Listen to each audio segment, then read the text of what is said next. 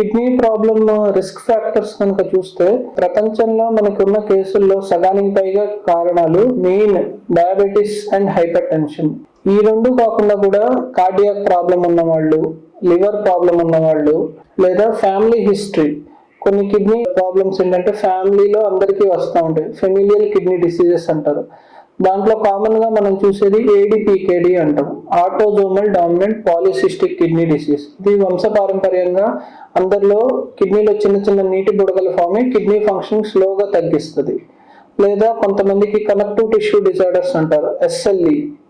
లేకపోతే ఎవరికైనా హెచ్ఐవి ఉన్నా, కొంతమంది ఎవరైనా పెయిన్ కిల్లర్స్ ఎక్కువ వాడుతున్నా, లేదా హై రిస్క్ ఎక్స్పోజర్ అంటే ఎవరికైనా లెడ్ కానీ బ్యాటరీస్, లెడ్, మెర్క్యూరీ ఇలాంటి వాటితో కంపెనీస్ లో వర్క్ చేస్తున్నప్పుడు వాళ్ళకి ఎక్స్పోజర్ ఎక్కువై దానివల్ల కూడా కిడ్నీ ప్రాబ్లం వచ్చే అవకాశం ఉంటుంది.